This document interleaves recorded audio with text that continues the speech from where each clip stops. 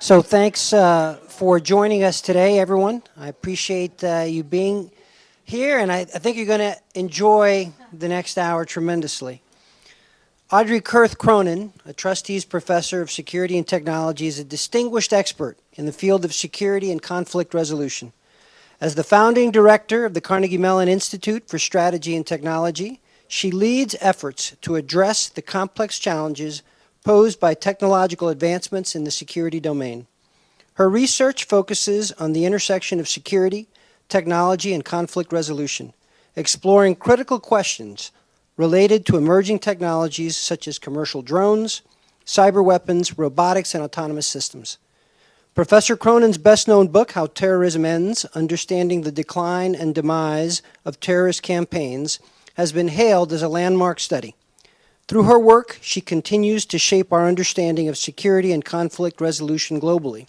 Today's presentation is about her latest book, Power to the People, which delves into the epic of unprecedented popular empowerment. As technology advances, access to information, global living standards, and literacy grows. However, these same technologies create critical security vulnerabilities. Professor Cronin explores how emerging technologies impact conventional armed forces' ability to combat non-state actors, including terrorists. Her book sheds light on the urgent need for understanding and addressing these threats. Welcome, Professor Cronin.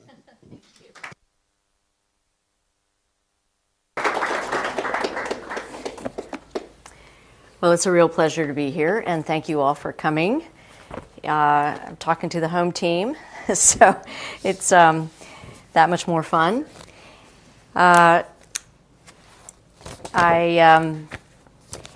going to talk to you about emerging technologies, but also I'm going to go back into history and talk a little bit about the evolution of war and the evolution of the nation state and how many of the technologies that we're developing now are having not only an impact on war, but also an impact on our institutions and our states and structures, and none of that is news to you.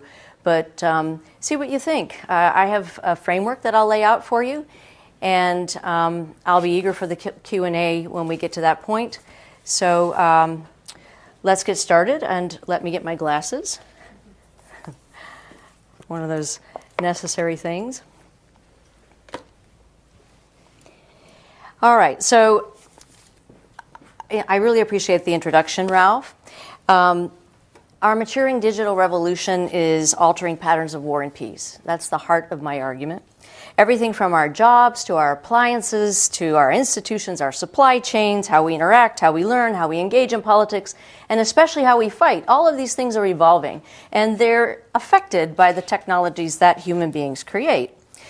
But to prepare for the future of war, we tend to fall back on very hackneyed and, I think, outdated frameworks, and they're still around. I think that's misguided. So today I'm going to offer a new framework for understanding the changing character of war and its consequences for the major powers. And I'll focus on three big questions, three big parts of the presentation.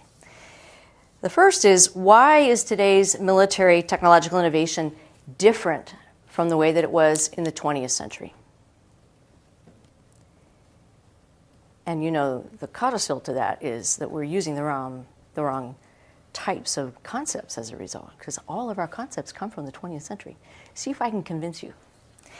First thing, why is today's military technological innovation different? Why do we need new concepts? Secondly, how has this type of open innovation changed war and peace in the past? So I'm not going to argue that it's never happened before. And then thirdly, how is that process unfolding now? So those are the three big parts of what I'm going to present to you. And then I'll conclude with a few thoughts about the implications for the United States going forward. So let's first begin with the nature of innovation today. All right, so open and closed technological revolutions. I'm going to talk about a framework that compares these two. Now, these are not zero-sum framings. We'll talk about some of the gray areas, some of the exceptions, but let me just lay this out, and then we'll have a conversation about it in Q&A. So a closed technological revolution was what we had during the 20th century, with the concentrating of state power and the dawning of the nuclear age.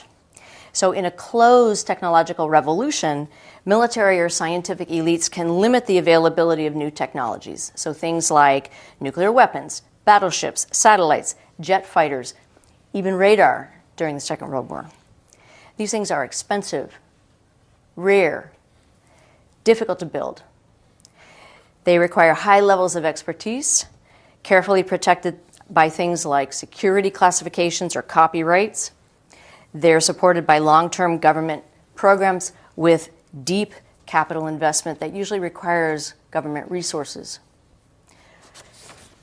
Over time, costs begin to rise as major military systems, so think the F-22, the Arleigh Burke destroyer, the Trident II ICBM, these big systems, those things are upgraded to reduce risks, protect sunk costs, and maintain technological leadership in known capabilities for known customers.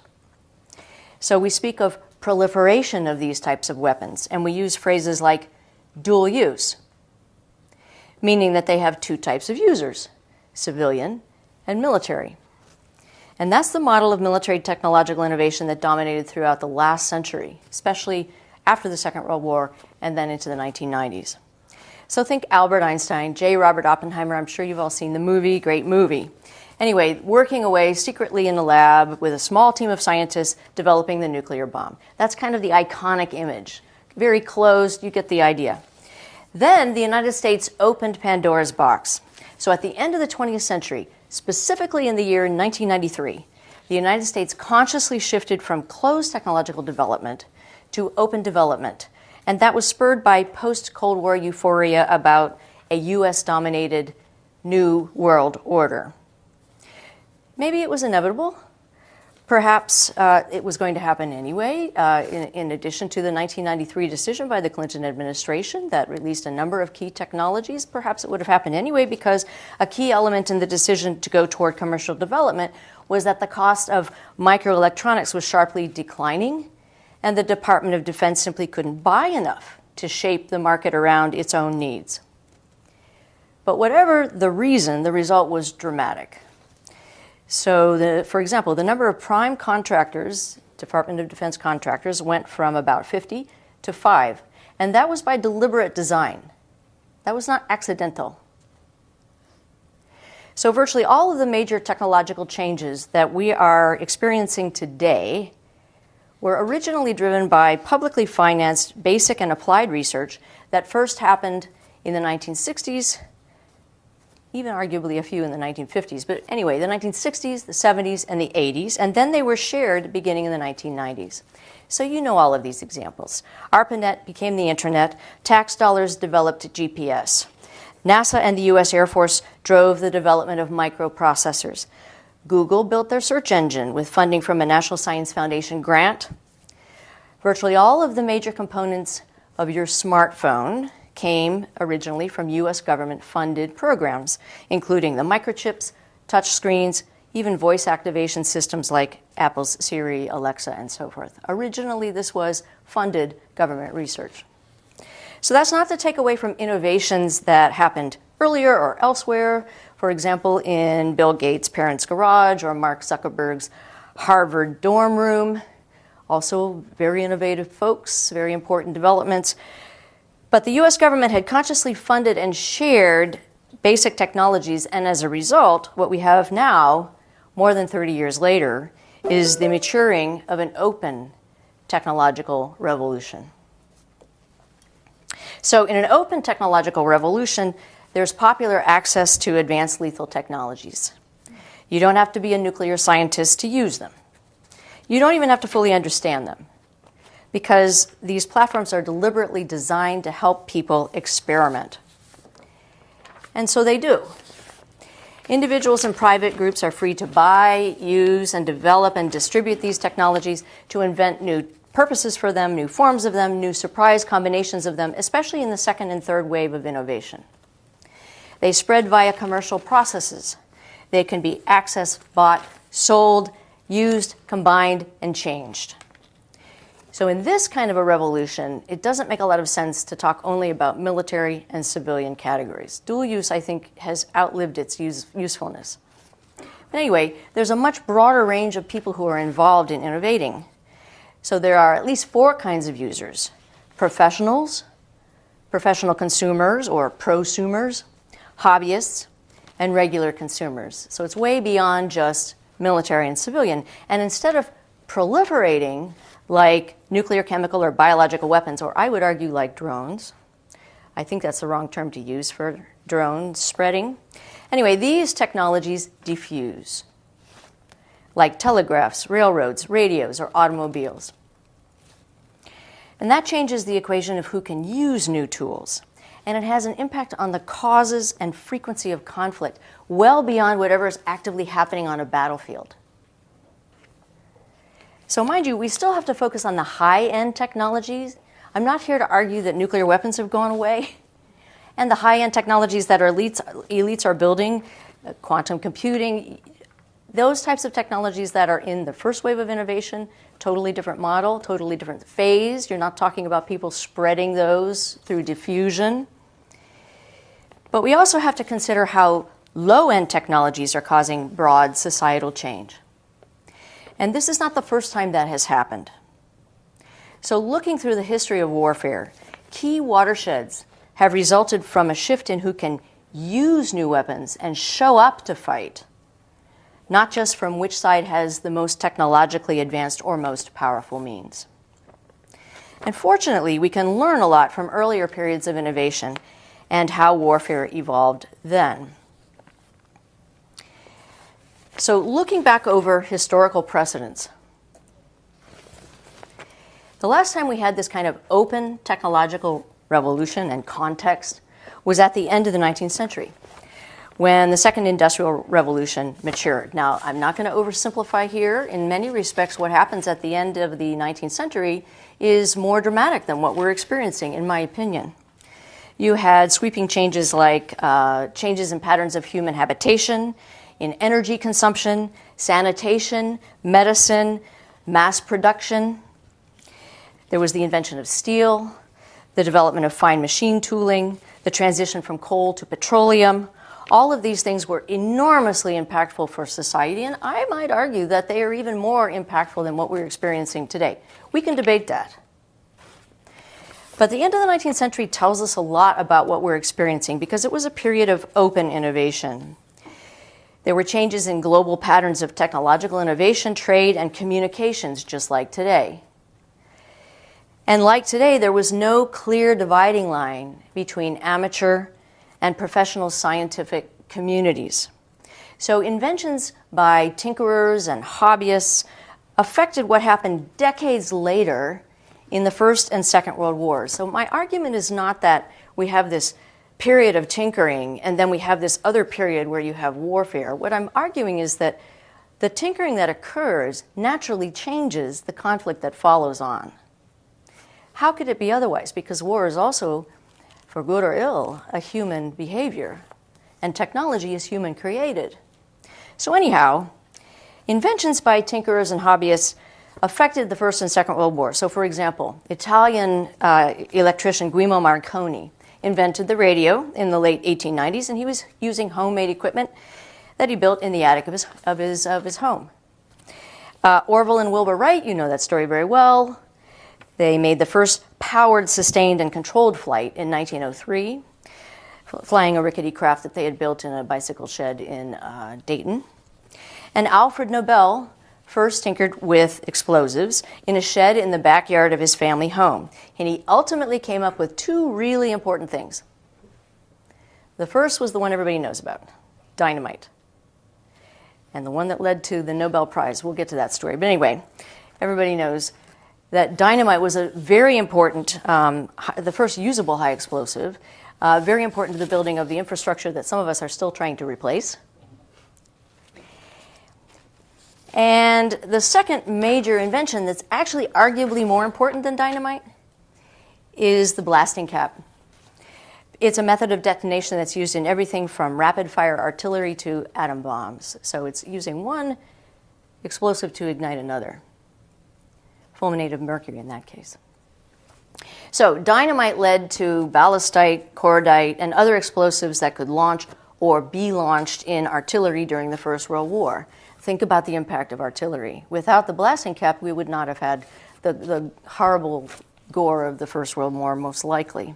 And of course, the role of radios and airplanes in both world wars is very well known to you. I don't need to go back over that, but think about how those inventions, and I haven't talked about all of them, then became crucial to how war unfolded. So none of those crucial weapons first emerged in formal government settings. So to sum up the first part of the talk, today our potentially lethal technologies are emerging in an open technological revolution.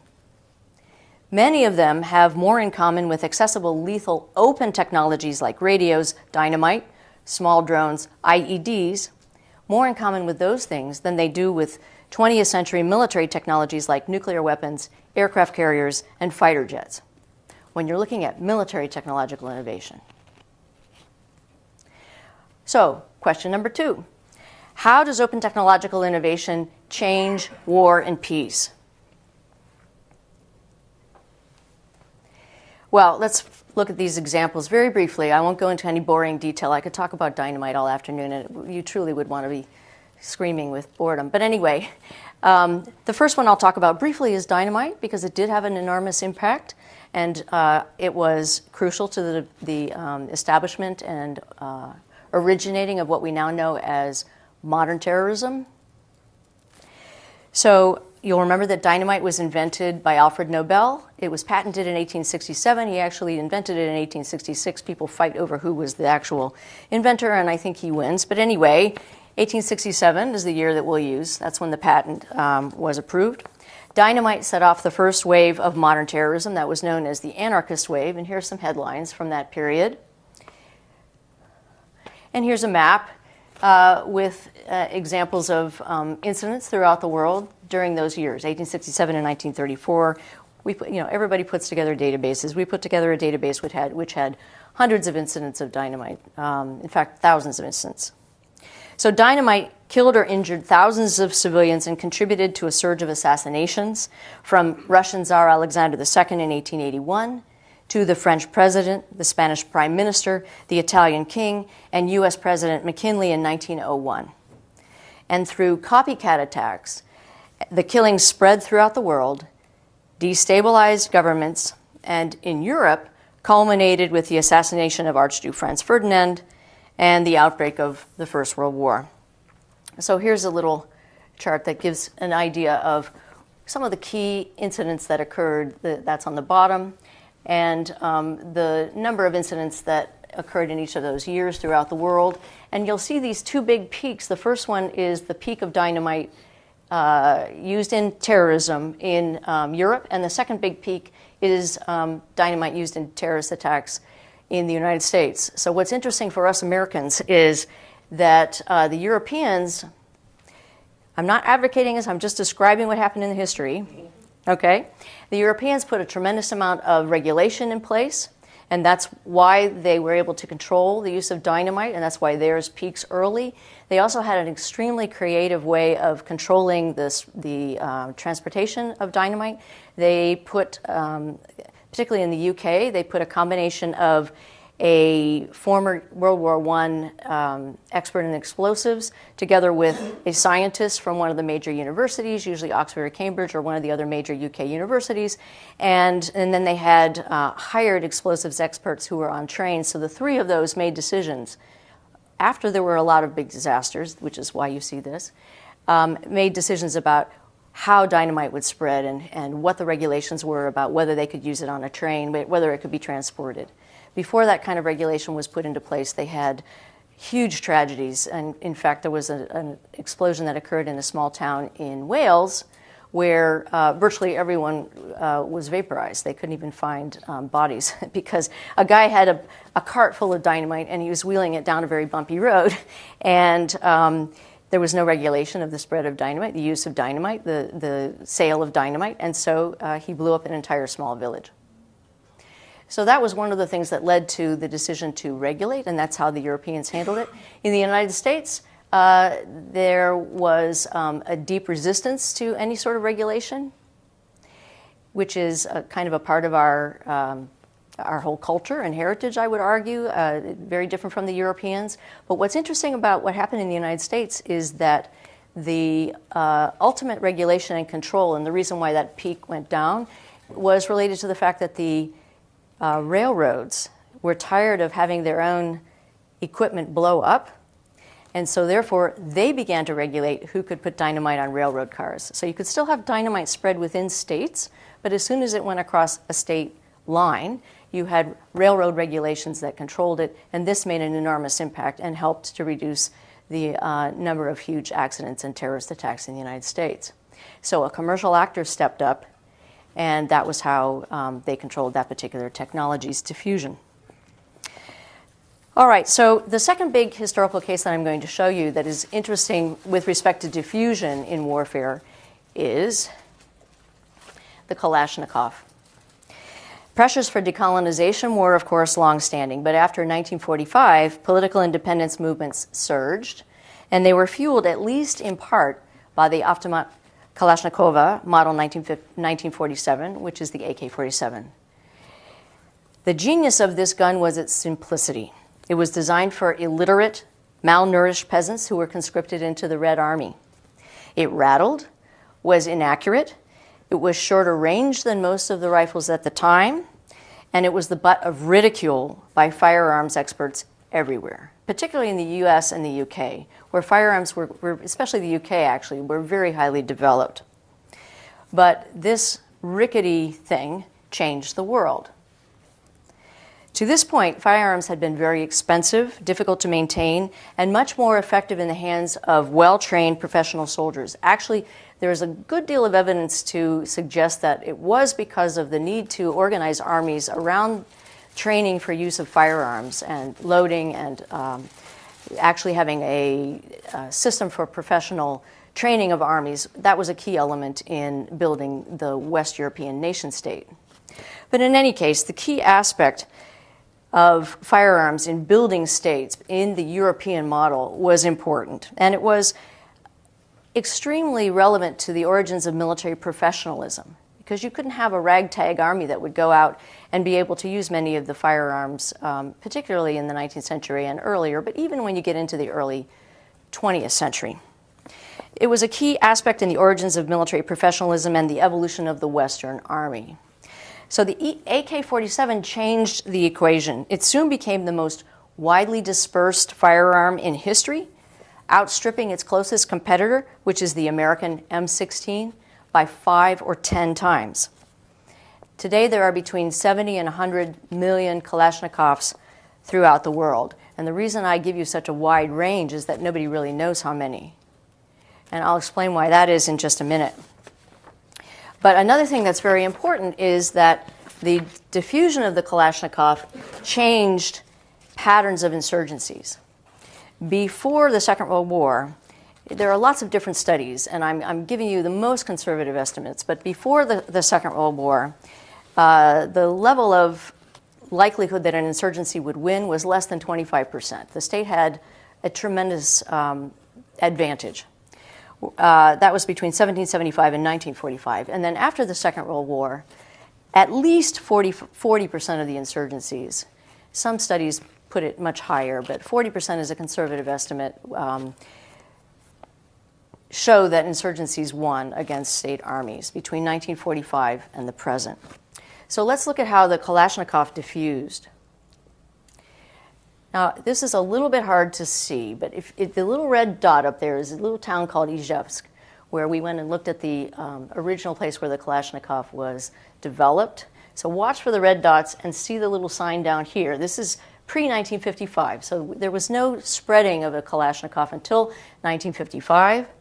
And then look at all the dots here, where you can see that Kalashnikov factories, these are factories, the red dots, were throughout Eastern Europe. Remember, this is the post-Second World War period, and this is the Cold War, so the Soviet Union was spreading factories into Eastern Europe, partly because they wanted to be closely aligned with allies and use the same types of equipment. And you can see also over here in China, and this is between 55 and 60. And then 61 to 1970, we get down into Southeast Asia, and a little bit further in a number of new factories that are in Scandinavia and other parts of Russia. And then this is just lumping them all together between 1971 and now. And you can see that there are Kalashnikov factories all over the world. Do you know where the most Kalashnikovs are built? United States. Yes, and where? Well, you got the real answer, so I should give it to you. It is in the United States, but it's in Florida. Yes. Yes. So the Kalashnikov factory in Florida, I'm not really sure how the Russians did this. I tried to dig into it. It's full of all kinds of subterfuge, not the kind of thing that you could do easy research on. The Kalashnikov factory in Florida was somehow claimed not to be associated with Russia whatsoever, and it was a completely American factory. So therefore, it could escape the sanctions against Russia. And they're making a lot of money. All right, so you can see that Kalashnikov spread throughout the world. Now, one of the reasons that happened is, of course, remember that the Soviet Union, USSR, was not involved in the patent accord. So they didn't believe in patents until 1965. So this whole early period was all about spreading not just these particular rifles, but spreading these factories. And remember also that the Soviet Union did not have a translatable currency. So oftentimes the USSR, in order to get hard currency or in order to develop a relationship with a new ally, would give them a factory and barter for something in return. And sometimes it was hard currency, sometimes it was something else. So they gave away a lot of factories for trade, and then other states reverse engineered, or they didn't really have patents on them until 65 anyway, so then they built their own versions. So that's why you see Kalashnikovs that are Yugoslavian, the Chinese Kalashnikovs, and then the Chinese also spread Kalashnikov factories to the North Vietnamese, the Albanians. I mean, they're all over the world. There's a wonderful book that was written about the Kalashnikov that I strongly recommend to you, written by a New York Times Chivers, a New York Times journalist. Brilliant books called The Gun. But anyway, this kind of diffusion had an enormous impact upon conflict. All right, so my argument is that open technological innovation that's driven by market forces leads to the diffusion of lethal force. And the ability to diffuse when it comes to war and peace can be more important than the ability to innovate. So disruptive lethal technologies that spread. There were a lot of other cases and a lot of other things that I looked at. These are not rocket science. These are the same sorts of things that make commercial products spread, right? Except I want to draw a couple. I'm not going to read you the slides. I hate it when people read slides. But the two things I want to point out are that they do not tend to be cutting edge. Technologies that diffuse very quickly tend to be in the second or third wave of technology. And this one right here, they tend to be symbolically resonant, meaning that they gather some sort of attraction through symbolism or through use or through status. But with the Kalashnikov, let me show you what I mean. So this is the first picture that we have of someone using a brand new Soviet Kalashnikov. And this is Joseph Tibor Fejez. He's a Hungarian revolutionary. And this gun right here, the Soviet soldiers, because they didn't want to share the fact that they had these secret guns, had them in bags to hide what they looked like, because they didn't want the press to see what the Kalashnikov looked like. And Joseph Tibor Fejez, Joseph took this off a dead Soviet soldier. And somebody snapped his picture in the middle of the Hungarian Revolution. And this is actually in the, it's in the museum. And this guy was executed on the basis of this evidence when the 1956 Hungarian Revolution failed. Now, who else always used a Kalashnikov as a symbol. This one, the Krinkov, which is a small version. It's usually used by paratroopers. And this is a real status symbol because the idea is that the person who used to have that Kalashnikov must have been a highly trained special ops kind of person. So that's why every time Osama bin Laden gave any kind of talk or had any kind of media, he always had one of these nearby because it was part of his symbol, it was part of his image. So anyway, the point is that open technological innovation changes war just as it does every other element of our lives. So question 3, how is that unfolding now? So I'm going to argue that it's unfolding across 3 broad trends. And we can apply these 3 and look at the conflicts that are underway now. I'm going to talk about Ukraine a little bit, but we can talk in the Q&A about any of the conflicts you like, because you can see all 3 of these in how conflicts are unfolding as a result of the technological advances that people have access to. And I mean, again, the second or third wave. I am not talking about quantum, right? So how people mobilize for violence, that's the one that gets all the attention. Everybody talks about mobilization, social media, the ability to bring people to the battlefield through the use of communications, but traditional media as well. So how people mobilize for violence is changing. The second one is how they project power, or what the military would call reach. And then finally, how they integrate complex systems. So the key thing to remember here is that those 3 functions, to have all 3 of them, you used to have a state army. I don't know of another period in history when all 3 of those functions were accessible to non-state actors. That is something that is changing today and completely different from the 19th century.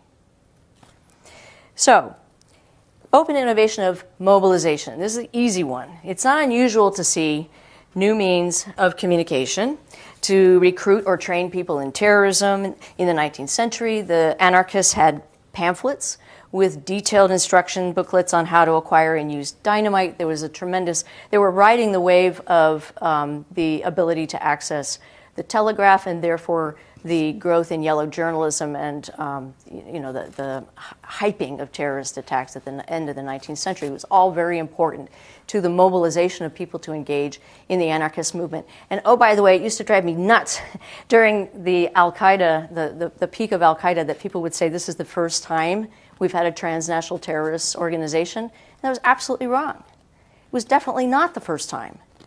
You could quibble over the word organization, but the first truly transnational movement in terrorism was the anarchists in the modern era. So anyhow, what's different today, though, in mobilization is the scope. Everyone has a powerful computer in your pocket that can reach almost anyone, almost anywhere, and there's mass interactivity, robotic replication of messages, live streaming of attacks, targeted recruitment. And during recent years, we've all seen all of these things in mass shootings, terrorist attacks, including the horrendous Tree of Life synagogue shooting 5 years ago here in Pittsburgh. But this dynamic is also shaping state-to-state war. So these same technologies are helping state governments mobilize and inspire their own populations. And the key example I'm going to point to is Ukraine. There would be no Ukraine today if it were not for the government's ability to mobilize U.S. and NATO support, not to mention the support of commercial companies. So Starlink kept President Zelensky online. Even when high Earth orbit satellite Viasat went down, Amazon Web Services sent snowball devices to Krakow, Poland to facilitate transfer to the cloud and to protect Ukraine's data. And there are lots and lots of examples of how Ukraine is using new technologies to protect itself. Mobilization, though, of the population has been a key element in the public will to fight. For example, when Ukrainian civilians downloaded the Dia app and provided geotagged cell phone images of Russian assets, metadata that the Ukrainian government harvests and uses. And so this is popular mobilization in an era of open innovation. And that leads to the second big trend. This has been developing for a while also. Anyone can combine clusters of technologies and create something new.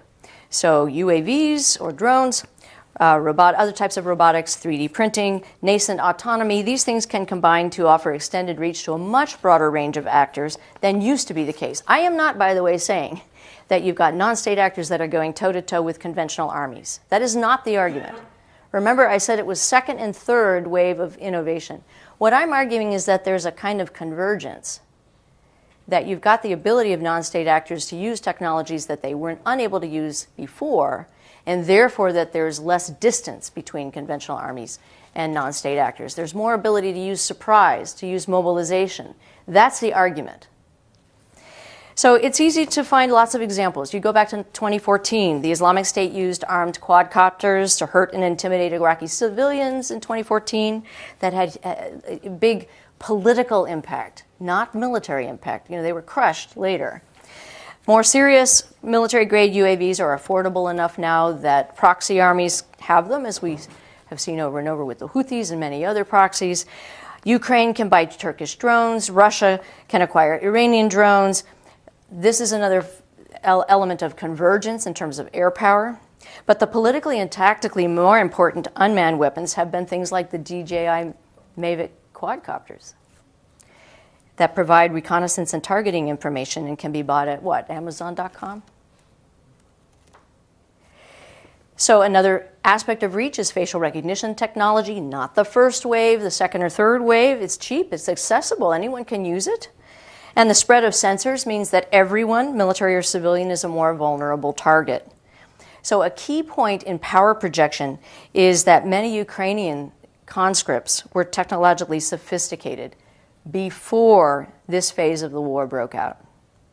They were software engineers or tech workers or aviation engineers. That's why they knew how to use Palantir software to tap into sensors to target and kill the enemy, what some people are calling algorithmic warfare. They were trained. After 2014 in particular, there was a real initiative on the part of the Ukrainian to train the civilian population. That, I would argue, was as important as any technology they had. Their ability to use it, their ability to have the basic knowledge to use it. So Ukrainian companies were subcontractors to all the major tech companies before the war, and their cyber, software engineering, and computer skills were pretty well developed. They'd been honing those skills since 2014, and what's remarkable to me is how they've been able to update software and use clusters of commercial and military technologies to network, interact, and create dynamic systems faster than the Russian soldiers could. We can talk about whether that dynamic is changing and why, but I think the dynamic is what accounts for the existence of Ukraine at all today. So it's technologies, but it's also a conscripted army that's prepared to use them. So that's a societal evolution. And that kind of technological sophistication would not be the case for the majority of American citizens. So, third big trend, open access to systems integration. Simple forms of autonomy and AI. They're cheap, accessible, usable, in the second and third waves of innovation now, and they're very common. We've seen them in both Russia and Ukraine. For example, in Ukraine, Ukraine deployed the Delta battle management system that was developed through Ukraine's private sector in collaboration with NATO. And that integrates data from social media, satellite imagery, drone footage, and civilians to build a common operating picture. And so you'll see from the slide, MOFAR on the upper left, that's an open intelligence company that uses pictures and images from things like journalists' Telegram accounts. Clearview facial recognition has been used to identify dead Russian soldiers, and then sometimes the Ukrainians send photographs to their Russian families. GIS ARTA identifies targets and shares coordinates. Prime natural language processing is applied to Russian language radio transmissions. And there are many, many, many other examples that are all in the open press, which I could have presented to you and have written about. But you get the idea. Open integration of systems is not something that you have to have an army to do. And remember, you and I may not approve of how some of those technologies are being used. I'm not sure I approve of the ethics of sending pictures of dead soldiers home to their families. But we have no choice but to confront the implications for tomorrow's conflicts. And of course, remember, as we've seen with the huge attention to the various chat GPTs, AI is becoming easily accessible. Regardless of whether you have an engineering or computer science background, you can download and use open source versions of LLMs that are very close to being state of the art, or at least usable and open to your experimenting. This will, and has, supercharged misinformation, could speed targeting, particularly in combination with FRT. And when data-driven AI models are widely able to code themselves, it'll greatly broaden their autonomous capabilities. It'll speed adversarial research. These things are already underway. I'm not saying that puts aside the advantages of the technologies, not at all. What I'm saying is, let's be honest. Let's look at the underside too, because it's changing our world. So just to conclude, so these are some of the categories of people that are getting much more powerful than they used to be. Proxy armies, we hear about that every day, so that's essentially what I mean by private armies. I mean, the two terms, it depends on whether you've got a state behind you. Iran's proxies are extremely in the news. The Houthis, Hezbollah, Hamas. There are many other proxies throughout the world. Organized crime is well established, and we've talked about tech-savvy civilians and assassins. There's a huge increase in the number of assassinations that's occurring worldwide. That's something that's been trending for about the last 7 or 8 years. And this is because there is access to easier means. And so here are the implications. So warfare is changing as a result of open technological innovation worldwide, especially in the widespread ability to mobilize, project power, and integrate systems. And so individuals and small groups have greater lethality than they used to have. Private actors, including major tech companies, companies like Amazon and Microsoft, they're intervening in robust ways that are already strongly affecting the trajectory of war. That's certainly the case in Ukraine. This is challenging traditional Western military institutions, as well as all the other institutions, but we're focusing on the military. It's challenging those things in unprecedented ways. The US government is trying to regain control, or prominence, I would argue, but not all that successfully. In February of 2022, the Pentagon published its list of critical and emerging technologies. It's been a little while ago now, but let's see, things like quantum science, future generation wireless technology, microelectronics, renewable energy generation and storage, human-machine interfaces. 11 out of the 14 items on the military's list were commercial technologies. So for good or ill, the US military lags well behind the commercial sector in building key aspects of national security. It's just an is. The CHIPS and Science Act is one of the ways that the US government is working toward a new type of relationship with the private sector, but that approach lacks solid domestic and allied consensus. And of course, everybody worries that it's already driving the Chinese to develop a greater ability to produce their own chips. And I would argue that it badly understates the scope of the challenge that we're faced with. It's a chipping away at the iceberg. We need broader societal approaches to really understand how conflict is shifting. We have to look not just at the advanced capabilities of major powers like China, but also at the effects now on human activities. And there's a lot of that work going on here at Carnegie Mellon. I'm not implying that people are not already doing so, but we need to do more of it.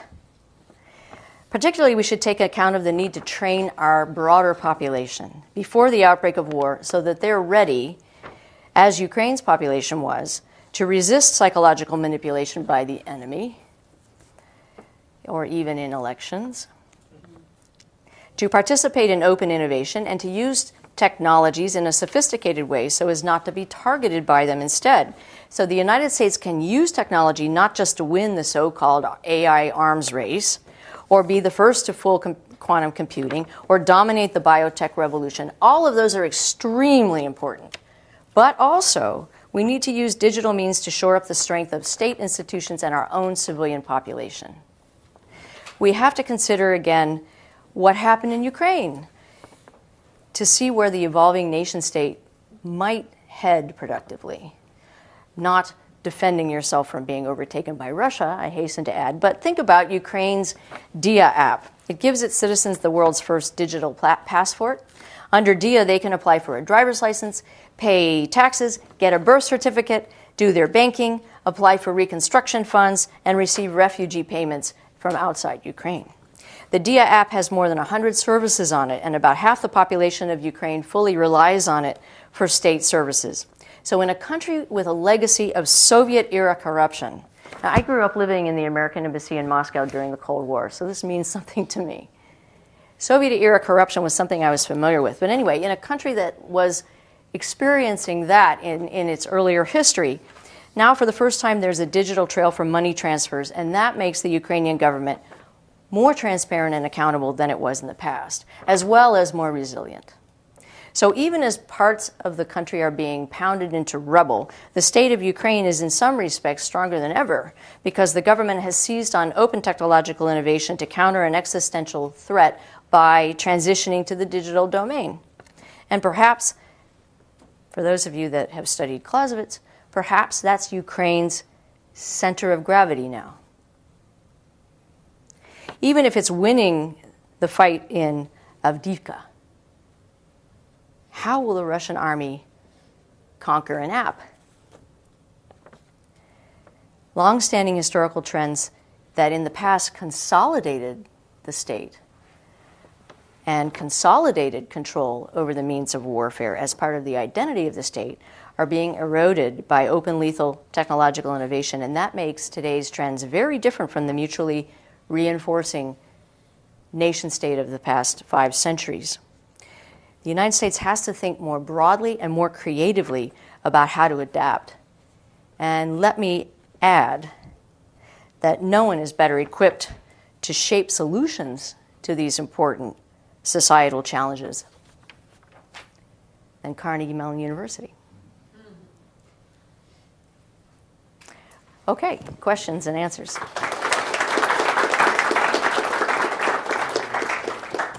So if I might, I'll start with the first question and give the rest of the audience a second to put their thoughts together. So first, given the nature of the innovation cycle, as we've described it, the pace at which these technologies are diffusing, what I wonder about is, should we accelerate? Well, first of all, again, given the pace, there is still an evident difference between our capabilities in the United States to leverage these technologies and how our allies leverage these technologies.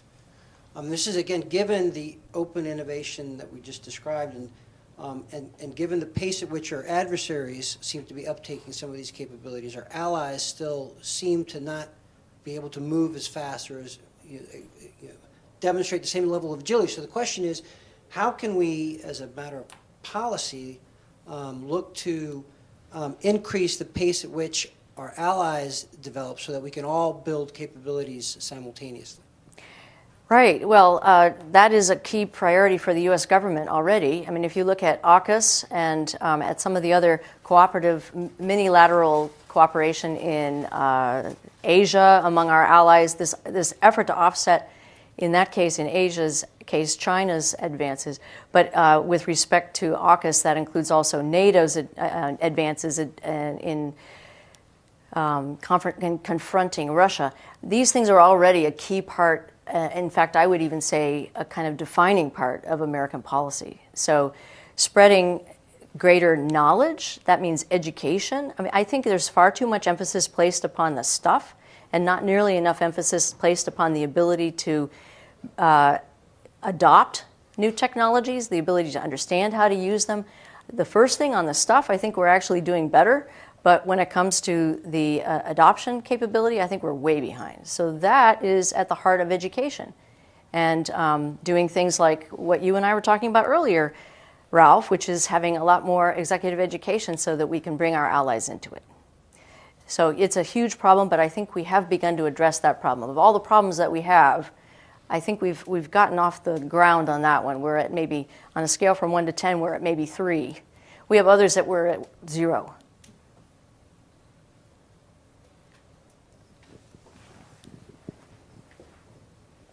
Thanks so much. Really fantastic talk. And I just wanted to ask about some of the policy implications of your argument. So you mentioned that with dynamite, regulation, both government regulation as well as private regulation, was one tool that was used to reduce the kind of destructiveness of that technology and its use by non-state actors. So I'm wondering if you think there are regulations that the governments today or private companies today should be adopting to reduce the danger of technologies like drones and 3D printing and the like. Thanks. Yeah, so they didn't actually reduce the devastation of dynamite. They reduced the degree to which you could get it, where you could spread it, and depended on what part of the world you were in as to what the nature of the regulation was.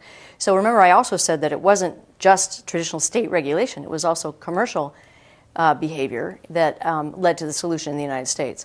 So the answer is there's no one answer for all technologies. Sometimes you have to use regulation. It depends on the nature of the region that you're in and the nature of the technology that you're using. But sometimes what you do is use self-restraint. Sometimes you use norms and arms control. I mean, it depends on the specific technology. So all of those things, we need the entire toolkit of all of the things that we've done with both very highly advanced technologies and even the lowest types of technologies like dynamite. So that's one of the arguments of the whole book, that we have to build a broader array of different tools. And people say, oh my God, regulation, that's horrible. But regulation has a million different meanings and a million different forms. And it can be regulation by the state, or it can be regulation by self-regulation by a company. It can be the nature of the technology itself, building in a tag into a computer chip maybe. So there can be a technological solution too. And we don't want to forget that. But if we don't have some kind of ability to control nefarious uses of our technologies, what's going to happen is there's going to be an enormous backlash against those who are building the technologies in their brilliant way. And I think that backlash is already underway. So we've got to get at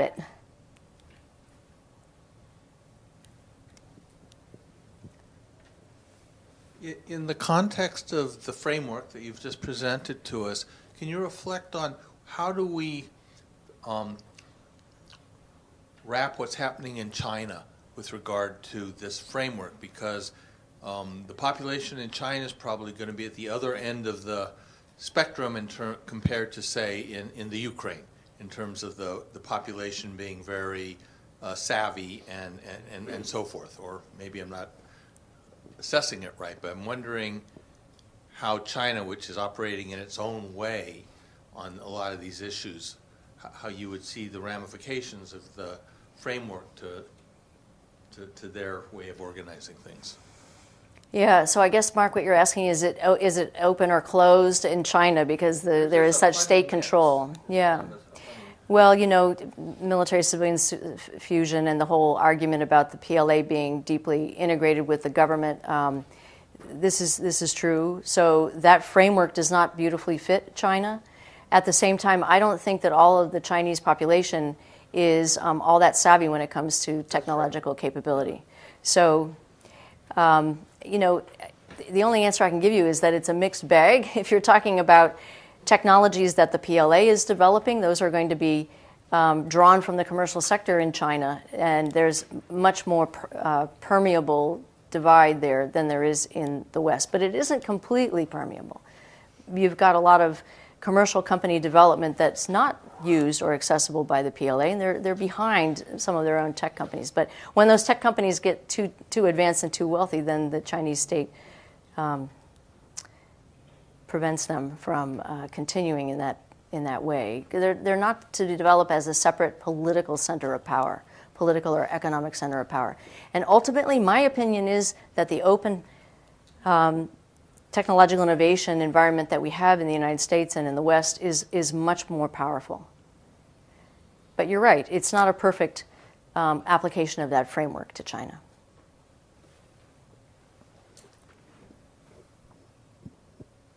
So in Cathal Nolan's book, The Allure of Battle, he talks about how basically if you look at like World War I or World War II, there's almost like too much emphasis on like on a desire to win warfare and battles as far as like army generals go. Yeah. And really what comes down to it is like production really ends up being the thing that wins all in the end. Basically, like if you can outproduce the enemy, you're going to win. Well, that was the story of the United States. Yes, exactly. Yeah. And that's one of the reasons why I just want to push back a little bit on what you were saying about Ukraine, because I think they definitely adapted in systems integration at the beginning of the war. But now as you look at what's going on as far as like in the current offensive by the Russians, the Russians are way better at attrition warfare. It's who they are. They're a fires army. They've gotten really good at producing more FPV drones and artillery shells than the West are. Do you think we can become an arsenal of democracy again in producing these new open technologies, or do you think we're way behind currently? That's not really how I see what's happening in Ukraine. I do see the Russians catching up with their ability to adapt to what's happening on the battlefield.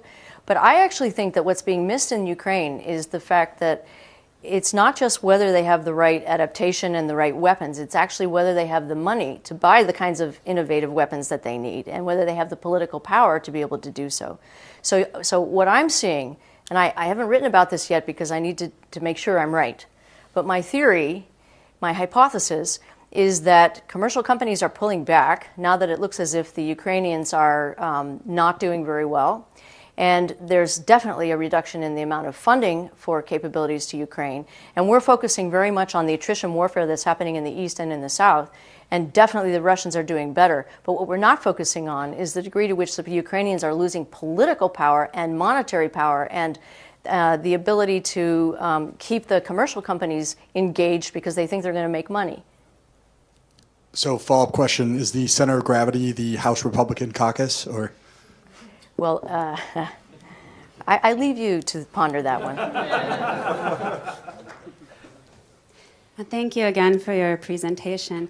I have, 1.5 questions. In the beginning of your presentation, you had mentioned that there is not necessarily any use for the word dual use as it applies to new weapons. And also that this open technological revolution is due to the popular access to advanced lethal technology. I'm wondering if it was your intent in your presentation to lump together physical weapons and digital weapons in terms of technology, because it seems more like digital technology has increased the lethality of physical weapons, but not necessarily lethal in and of itself. Dual use, as I understand it, is meant to apply to physical weapons, and there's discussion about how there could be regulation of, did I say digital? Of physical weapons. And there's a discussion of how it can be more broadly applied to digital weapons. But there is still, to my understanding, a stark difference in terms when you're talking about lethality between the digital and physical use. You mean you can't kill someone with social media? Is that what you're saying? Clearly it's not something that is the direct source of the killing, but nonetheless you can have earlier in the development cycle of any conflict the use of a digital weapon. So I see them as being deeply connected. That's why I think mobilization is part of what's changing in warfare. And as far as military-civilian is concerned and this issue of dual use, I was arguing that there are many more categories, that you need to have much more granularity in order to understand how a weapon is going to be used, and that what we've tended to do by using this framework of dual use, what I meant to argue is that we have shrunk so much what is strictly military and expanded so much what is strictly civilian that it's meaningless to me. So would you would you argue that the example of the radio that you used in the beginning of your presentation is similar to the example of social media in terms of giving people the access to information and ability to mobilize? Sometimes it was, yeah, sure. The very first thing that happened in many conflicts, in many civil wars, and many other types of wars was to take over the radio station. So yeah, the fact of mobilization is not new. The radio is an earlier version of, it has some parallels with some aspects of our current communication systems, but the scale and scope and speed are beyond anything anyone's ever seen. I mean, you can control a radio signal. It's much more difficult to control digital communications. Right, but how can you put them in the same category as like an AK or dynamite or a nuclear weapon? What I'm doing there is talking about how lethal technologies spread, how they diffuse. They're clearly military-type weapons. So that is really not at the heart of the question of the distinguishing between the categories. That is a question of what are the processes of diffusion for new technologies. I think we could name a bunch of other different kinds of technologies, and they might be military, they might be civilian, they might be diffusing, or they might not. But unless tomorrow's terrorists have these weapons, they wouldn't, like, unless they have the physical weapons, their ability to track or target or mobilize is not arming them. I don't agree. Let me put it this way. The ability to draw attention to your cause is something that goes back some decades, but it's never been as powerful as it is now. And if you're able to draw attention, you can draw support. And you can also frame a narrative. And sometimes how you frame a narrative is more important to whether you win a war or not than whether you have a physical weapon. So, for example, in the Israel-Hamas war, Hamas has been extremely brilliant, and they have a legacy that goes back to Black September and the PLO in the ability to use communication systems to help affect the narrative of what is happening. And that political power is far more important than any kind of military power they may have. Professor, you probably have read that Ukraine developed naval drones that has taken down something like 20 Russian ships. Do you have any comment about that? Or really what I was thinking about is, was there a precursor to that? Because I don't remember naval drones being a thing before Ukraine started sending them out and blowing up Russian ships. Yeah, well, of course, there's what's happening in the Red Sea, too. But no, this is something that everybody's watching. I mean, the Ukrainians are doing much worse when it comes to things like the Russians' ability to engage in electronic warfare. They've also begun to put, cage armor on their tanks so that they're preventing the kind of killing of so many tanks that happened early in the war. They've got a lot of adaptations that are quite effective in land warfare. But in maritime warfare, that has not been the case. So it's the cutting edge. It's a really interesting area to watch. So I agree with you. Dr. Cronin, thank you for your presentation. I was wondering if you have any knowledge of similar portals or apps on par with DIA. And an additional question to that, I know Russia has a similar app called Gosuslugi, and they're currently developing a digitalized kind of data source of male population for future conscription. Conscription, yes. And I was wondering if that's similar to DIA, and are other countries developing similar apps? Lots of countries are developing similar apps. I think the Danes are pretty far ahead in this.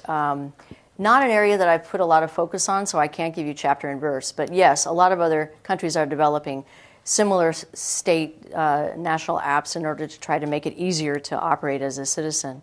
But, I don't think Russia is ever going to have the kind of willingness to transfer its government to the cloud and to do what Zelensky did with help from Microsoft and a bunch of other people in the U.S. government and NATO, partly because they aren't under the same kind of threat, but also because I think Putin would never give up that kind of control.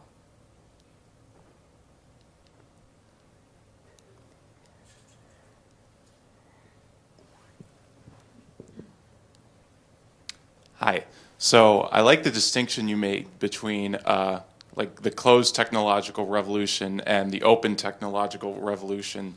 But one thing I find interesting too is, I guess, kind of the fluidity of these technologies, how technologies that were once closed became open later, and to some sort of degree, like governments kind of decide what previously closed technologies they allow to become open, like the internet, for instance. And I guess I'm curious as to how governments, both then and now, they how they've been, I guess, kind of regulating or ensuring that the technologies that they choose to open, how they choose that process, and how the ones that they want to keep out of broader hands, like nuclear weapons, for instance, how they keep that strictly under their control, and if that's something that they'll be able to continue doing in the future. Yes, well, that is the $50,000 question, right? So that's why I wrote the book. And that's another reason why I often go and speak to government audiences, because they want to know how do they make these kinds of decisions for the technologies that they still control. But the truth of the matter is that most of the key technologies, and we talked about that a few minutes ago in the talk, most of those key technologies are out of government control anyway. So the government isn't making decisions that are that impactful because they don't have the control over the technologies. Definitely the nuclear technology, when it comes to nuclear warheads, yes. But the irony there is I personally think that with climate change, we're probably going to have a lot more commercial spreading of nuclear capability just to save ourselves.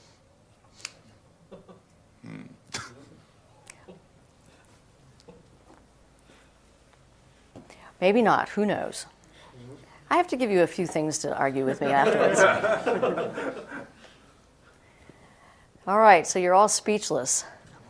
There are lots of things that you could have asked me. I mean, there's lots of threads that you could pull. Yes? What about domestic terrorism? What keeps you up at night about that as far as technology and innovation? Mobilization, okay? So actually this gets to the question earlier that Kelly asked. If it were not for the ability to use communications, not just digital communications, but also traditional media, and spread ideologies and manifestos and arguments about why someone should engage in that kind of behavior, and up until recently, the kind of glorification of individuals who are mass shooters, the ideologies that they follow, the fact that you can connect with people. It used to be that U.S. domestic terrorism was distinct from terrorism domestically that would occur in a place like Germany or New Zealand or Russia. Now the thing that keeps me up at night in that department is that there's no distinction, and there's a kind of a global movement when it comes to so-called domestic terrorism, because it's not domestic anymore. So that is one of the biggest things that we're facing, which is we have a country that is organized around international and domestic problems, and the response that we have to domestic mass shootings is, FBI, it's domestic stuff, and yet the threat is fully international. So how do you control that? There's no border. That keeps me up at night. We have to talk about something a little bit more upbeat before you all go home. I don't want you to be up at night. Jonathan. I didn't have upbeat, but I was thinking, I keep getting stuck on, you said that 50% of the Ukrainians are reliant upon an app for everyday functioning. Well, for their contact with the government, yes. And that is helping Ukrainians stay in the fight against Russia, with your argument. Yeah. Now, I wonder, if I'm Russia, don't I want to focus on destroying that connection with the public? Oh, yeah, And you said, how do you defeat an app? But there are ways to defeat apps. There are ways to take down the networks, yes, that's right. But that's where the commercial companies have been very important in helping the Ukrainians. So what I worry about, another thing that keeps me up at night, when it comes to Ukraine, the fact, and we were talking about this earlier with, I've forgotten your name, but anyway, you asked me the question about warfare. As people lose interest in Ukraine, partly because it's been, superseded by another horrible conflict, and partly because people get tired. They're going to lose interest in supporting Ukraine's ability to have those networks. And I think that's more important than what happens in their artillery on the front line. So that's how I would answer that. How are we doing on time? Oh, another question? One more. Let's make this the last. Okay. I'm going to answer it in a positive way no matter what you ask. Okay, well, It's going to have some happy ending. kind of a bad question for that. But well, I'll make up my own. Building a more resilient domestic public, and I think that it's obvious in the U.S. that the greatest barrier to that is increasing partisan fracturization. Yeah. Fracturing. Do you have paths of policy recommendations that you would recommend for getting around that in order to build public resilience, especially against information operations? Yes, that is one of the main reasons why we need much better education when it comes to that technological environment we live in. People are duped. They're duped by deep fakes. Now we've got misinformation, disinformation. We've got, there's no, okay, even worse than being duped, I'm worried about the fact that there's no trust in anything either. So you can't have any truth either. So the only solution I can think of that will work is what I've seen work in places like, well, of course, Estonia is the most famous, but Ukraine, some of the other Baltic republics, is much better resilience on the part of your population. Populations that have lived next to aggressors and have had to adapt are ahead of us in that. So here we are, education of this group. How about this? This is a start. Okay? So what you're doing is very important, learning about this, and you can be a part of the solution. And now I'm stopping. Thank you.